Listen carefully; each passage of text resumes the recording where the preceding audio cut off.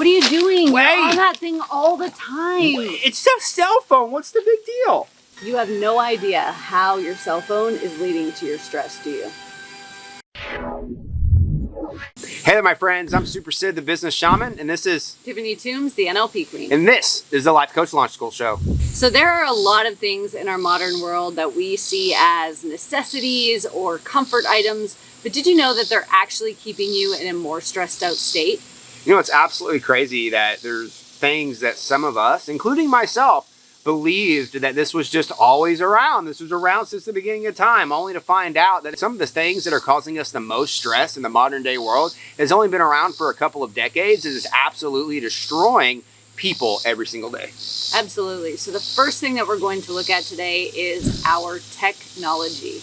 Yes, our technology is amazing for being able to connect us to people that we probably wouldn't be able to connect with otherwise, but it's also keeping us in a state of stress when that technology uses us instead of us using it. Think about our cell phones here, right? Or our TVs or our computers, right? There's some of us that, at least I know I used to be this way, where you'd say, I need you to put your cell phone down for 5 straight hours, 6 straight hours, and just be present. I don't know if I could have done that.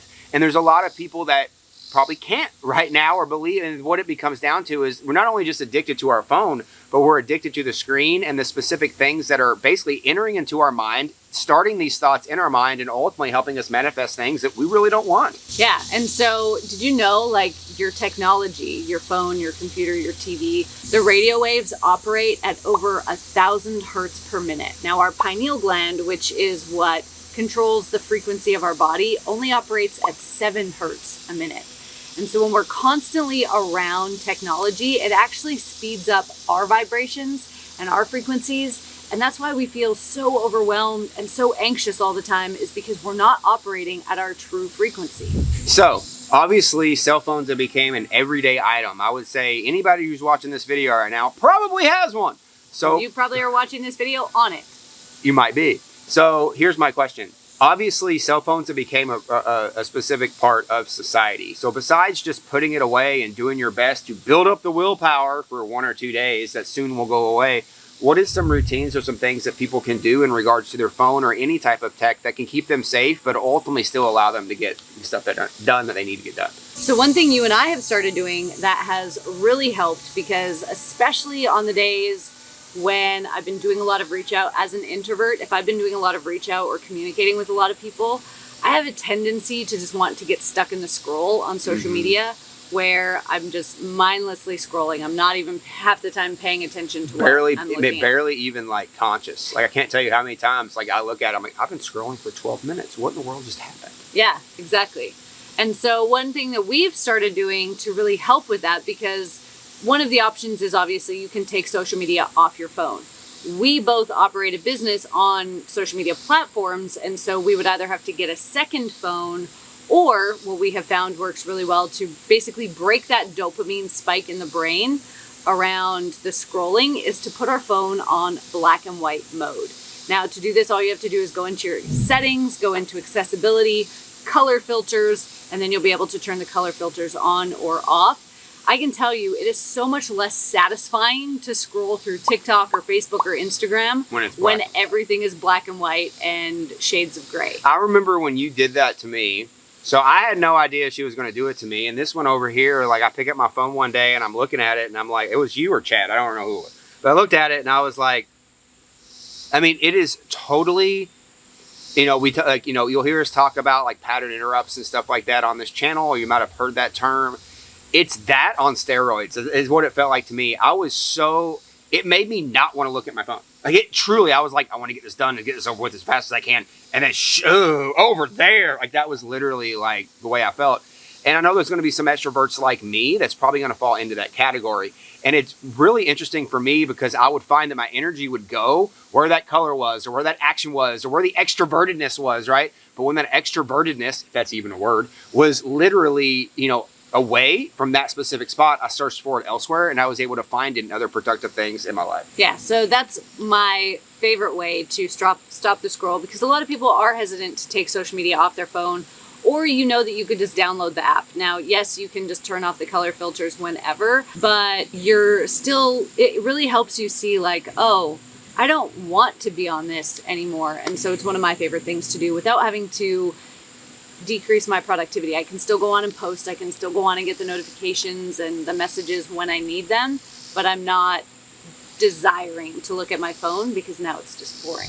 Now, we talked about technology. Obviously, that's a big one, and a lot of people probably could have guessed that was going to be on this list. But the next one's a little scary, mainly because it's stuff that not only do we do every single day, but we have to do to survive, and we have to do it multiple times a day. So talk to people about what is this second thing that's causing a lot of stress in the modern world. So what a lot of people don't realize is that our food is a huge form of stress for the body. And when the body is stressed out, that sends messages to the mind that things are not okay. So what type of food are we talking about here? I mean, come on, I eat all the time. Are we talking about steak or are we talking about Twinkies? Can you give me something here? Well, technically we could be talking about both aspects. So the more processed a food is, the more dead the food is, right? And so things like Twinkies or anything that really comes in like a box or a sealed bag really is not good for you. It has a whole lot of preservatives. It has artificial flavorings. It even has dyes, like color dyes in it that have been directly linked back to things like ADHD-like behaviors, hyperactivity.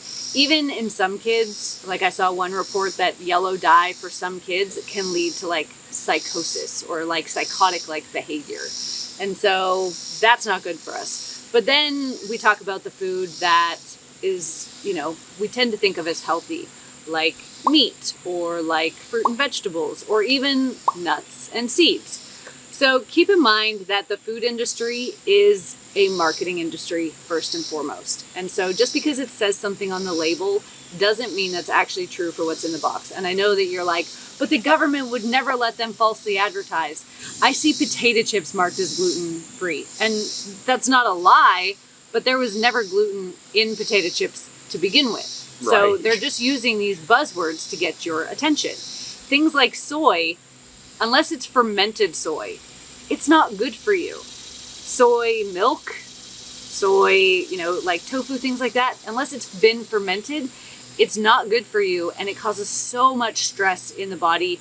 It is basically a fake estrogen, so it increases a woman's estrogen levels, but it also increases men's estrogen levels, leading to the feminization of men and women to have more toxic levels of estrogen in their body. And then we wonder why things like cancer, breast cancer rates have increased. And so we want to be aware that what we put into our body is what our body becomes. And so if you put in crap, you're going to get a cardboard house. But if you put in really good food, organic, grass-fed, pasture-raised, good food, right? I'm not demonizing meat here, but you want the cow or the chicken or the turkey to have lived its best life before it joins you. Because if it's living in a cramped little space, and I highly encourage everybody to watch the documentary on Netflix called Food Inc. As somebody who used to work for, I'm not going to name them, but I used to work for one of these major food producers, I can tell you the animals do not live in the best conditions. They live in cramped in little spaces and they don't get out. It's like they live pens. in prison is what we saw. I mean, it was like they were literally in prison. And, when I'm looking at what do I want to eat or the animal, do I want someone that's been in prison, been forced, been, not happy? Not even eating food that it's naturally supposed to eat. Right. Right. When I worked for this food producer, we tried to do everything in our power to make these animals' lives as good as possible. I personally worked with pigs. We wanted to make their life as good as possible. But when I left there, it took me a really long time to be able to eat any pig products because I knew where they were coming from. And that ultimately led me down the path to eating totally organic, grass-fed, free-range. Like these animals, we want them to be living how they're supposed to live. Because if the animal is stressed out every day of their life, those hormones are going into the muscles, which we then eat as the meat. And so you're going to end up eating their stress hormones, which increases the stress hormones in your body. So food is absolutely one of the biggest stressors in today's world. It's that old adage, and I didn't used to believe it. I used to think it was dumb. But now it just makes total sense to me. You are what you eat. And if you're eating like crap, you're going to feel it. I mean, it's simple. If you're eating like crap, you're going to feel like crap normally. If you're eating good, I can tell you, and I remember to this day, the first time that I had like a full healthy as could be meal because I was so used to eating casseroles from the South, you know, that were full of sour cream and butter. And I was just so used to eating butter all the time. There's nothing wrong with butter. Nothing wrong with butter. But when I first had like I was eating way too much butter at the time. So let's make sure You were eating crappy butter. Oh yeah. And then all of a sudden I remember I had my first good meal and the feeling that I felt in my soul, in my bones, the power that I felt, it was ridiculous. And I remember that to this day. And that was well over a decade ago. I'll never forget, I went grocery shopping with your mom once and I refused to let her buy the cheapest eggs there. In fact, I was like, I will just pay for the eggs and we are going to get grass-fed, free-range, like pasture-raised organic eggs. And she was like, they're so much more expensive. But we got them and we didn't tell anybody else in the house. Sid obviously knew because he knows how I shop. Yeah. And the next morning we had breakfast. And what did your dad say? Like, those eggs were so good. What was so different about them? Yeah, there is definitely a feeling. And, you know, what I would encourage anybody to do is to start small. You don't have to go and change your entire diet overnight because that can be, a challenge for a lot of people. For me, I started with eggs. I started with, let's go from getting I grew up getting the cheapest food possible. You know, we're on a budget. So we went and I remember spending $5 for eggs and it's just like, oh my gosh. But then the next week I did feel better.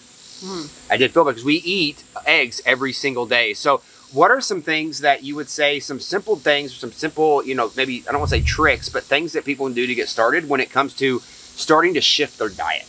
Yeah, so, and I know, with inflation and everything going on right now, this can seem really daunting, but there is a great app called Farm-ish, and it will show you local farmers markets and farms in your area that sell direct to the public.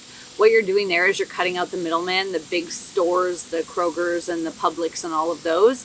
And so they buy from the farmers, but then they have to mark it up to make a profit. So if you can buy direct from the farmers at a farmer's market or from their farm, you don't have those extra costs that you're paying for built into the price. And so that's our favorite way to find high quality food for a very low amount.